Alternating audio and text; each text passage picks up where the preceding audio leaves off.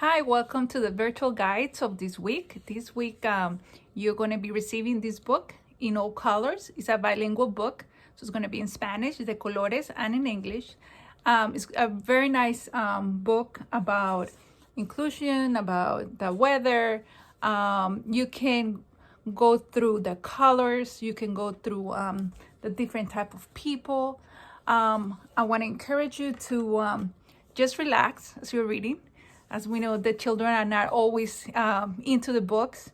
Sometimes when I start reading with them, sometimes I just let them get the book and explore it when you're just starting. And I just let them play around with it. I let them open it up, sometimes they go all the way to the back. Sometimes they put it in their head. And other times they sit still and they listen. So usually, right before bed, they're a little more calm and they're a little more willing to listen. But I do let them explore it because they're learning that these are pages that, they open and close. Also, we are teaching them that words have meaning, or they're learning as we show them. That's why if they give you a chance, only if they give you a chance to read something, it's good to point and show them that we're reading this way. In other countries, as we know, they read maybe downwards, or they might read backwards from the back to the front. So the child is learning that here we read from the front to the back and the words go like this. If they allow you to read, awesome. If not, no problem. Then we're going to do what is called picture reading. And in picture reading, you are actually not reading the words, but you are reading the pictures, and you can come up with your own story. Remember, they're learning vocabulary. Anything that you say, they're learning it. So you can go like, oh, look, there's a grandpa. Oh, look, there's a baby. Oh, what is this? It's a running rabbit. How many colors we have? Oh, wheelchair, look at that. So you can mention it like that. Maybe you skip a couple of pages, or they skip it, and then you can let them skip it, and then after they go, then you go, did we skip a page? I think we did. Let's go check it out. So you go backwards. There's also in this book like the chicken and the sounds that the chicken makes, which is very useful because there's short sounds that they're going to need to learn how to verbalize better, how to pronounce words better. So it goes, the little chicks go pew, pew, pew. The chicken goes cuckoo, kikiriki, whatever you want to say. It gives you some ideas here. Whatever you want to say, all those little things are good for them to learn to imitate you. And it's going to help them develop their vocabulary, just little short sounds.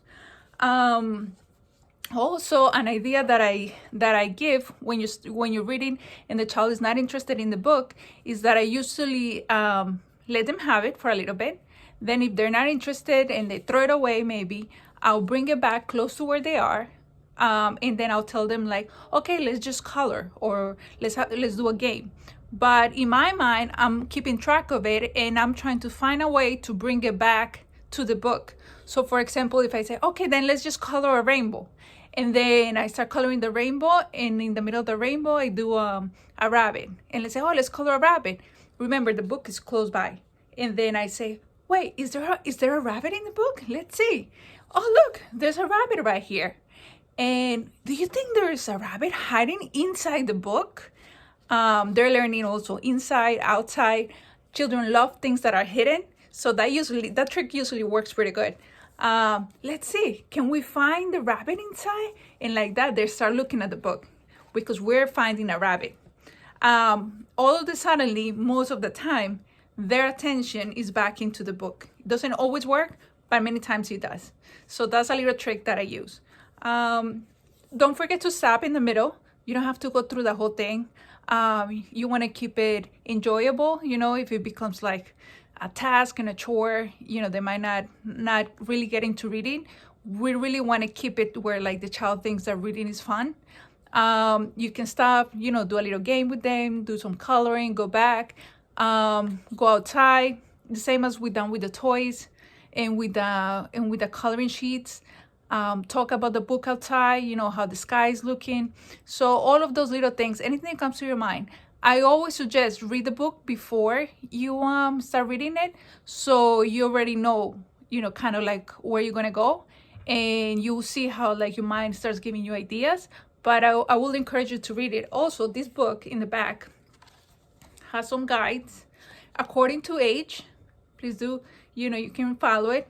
And also the song, colors in Spanish and English. Songs are awesome for kids to develop language also. So you can sing it a couple times, and just enjoy your time with your little one. Okay, have a great day.